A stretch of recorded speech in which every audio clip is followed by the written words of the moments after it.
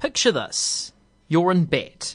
It's not too warm, but warm enough that you're in your boxer shorts. Dickhead. You've had a long day at school and helping your parents out on the farm in the evening. It's nearly midnight. You're tired, but after a while you eventually drift off, slowly to sleep.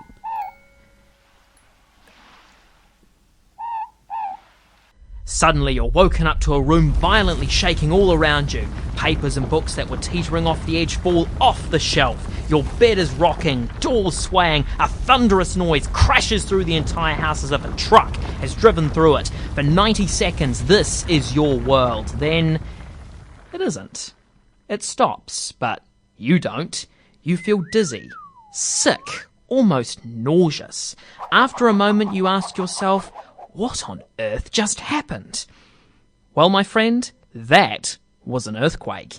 And on November 14th, 2016, that person you were picturing was me. Towns were cut off. Roads, railway lines, buildings and bridges all destroyed. People are injured, a couple die. And billions of dollars will be spent repairing the damage. Fortunately, in my case, I was in a part of the country that avoided the worst of it. And to be honest, whilst this was the longest and biggest earthquake I'd ever seen firsthand, this experience, for a typical Kiwi kid, is pretty common. New Zealand is known by many names, some contentious, some crafty, but I reckon one such name, the Shaky Isles, is pretty apt. This is because we sit on the Pacific Rim of Fire, and specifically two tectonic plates, one sliding under the other, constantly moving. Every now and again, it shifts more than its typical movement. It might be a metre, it might be several kilometres.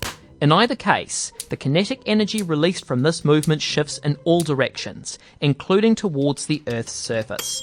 This is an earthquake, and they happen all the time. These tectonic movements, over millions of years, led to the parting of the continents, and eventually the rise and fall of land masses, including New Zealand, where volcanic eruptions, landslides, and yes, earthquakes of course, mould the landscape into what we recognise today. New Zealand is effectively split in half by these faults. The largest of these fault lines, called the Alpine Fault, rises out of the sea on the South Island's west coast.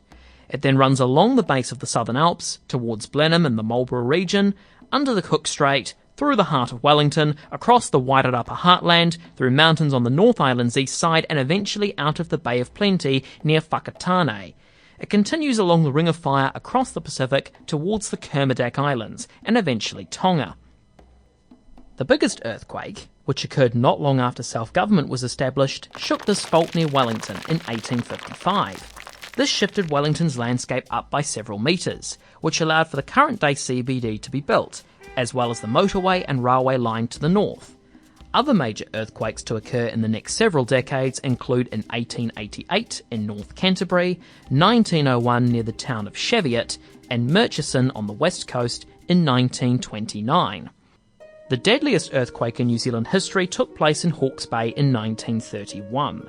256 people were killed in the deadliest peacetime disaster on New Zealand soil, forever changing the way New Zealand approaches building construction and how to respond to earthquakes. As it turns out, I've had a dig through the archives and found a long-lost video from the time period of what to do in an earthquake. Right here, for the first time on the Sergeant Kiwi YouTube channel, here is the airing of that long-lost tape.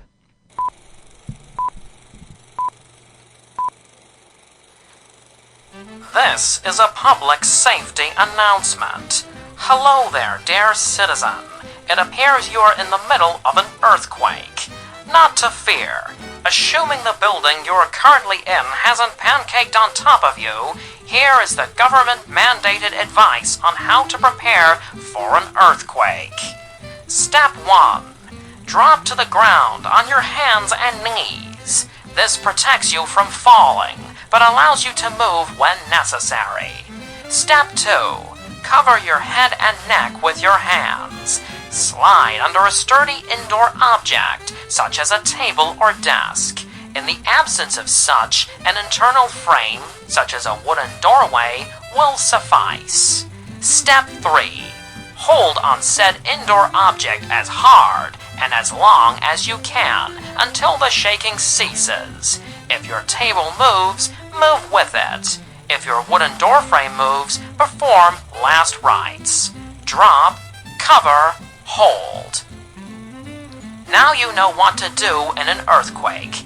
Once that's done, if you happen to be amongst the 97% of New Zealanders close to a body of water and face the risk of a tidal wave surge that typically follows an earthquake, well, good luck, friend. This video is for getting through an earthquake only. Who do you think we are, a bunch of miracle workers? Remember, drop, cover, hold, anytime, anywhere, at home, at work, drop, cover, hold, eating lunch, working out, at the beach.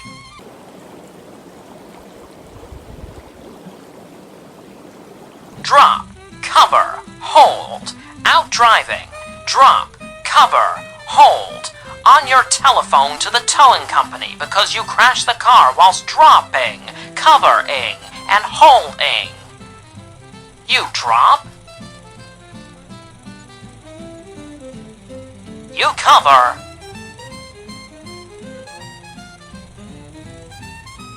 you hold. In the public toilets, drop, cover, hold. Get your hand off my penis! Performing recreational procreation rituals. First, conclude said rituals you commenced 5 seconds earlier. Then, drop, cover, hold. This has been a public safety announcement, and now we return to regular programming. The Black and White Minstrel Show. Big earthquakes struck the towns of Pahiatua and Anangahua in pre- and post-war New Zealand.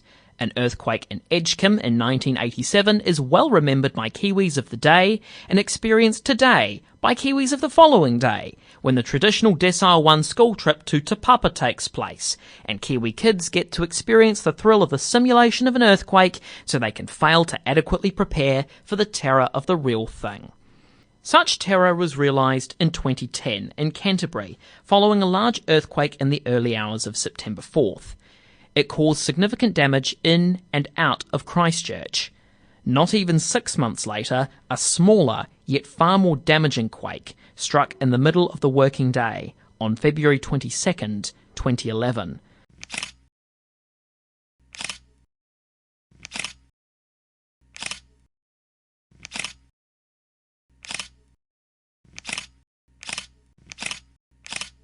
"185 people were killed. Several thousands were injured. Tens of thousands lose their homes and livelihoods. And many years are spent cleaning up the damage, some still fighting insurance claims on their properties, even to this day." This probably would have stuck in the global consciousness for longer had those pesky Japanese not decided to one-up us a few weeks later with their tsunami and nuclear meltdown and all that. But hey, as Johnny Cash would put it, And it burns, burns, burns, the ring of fire, the ring of fire.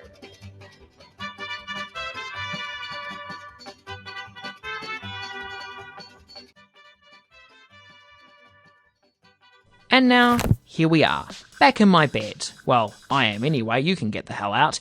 Much has been done towards mitigation and preparation for when, and definitely not if, an earthquake happens. Some of it technologically innovating, some of it groundbreaking, some of it interstellar.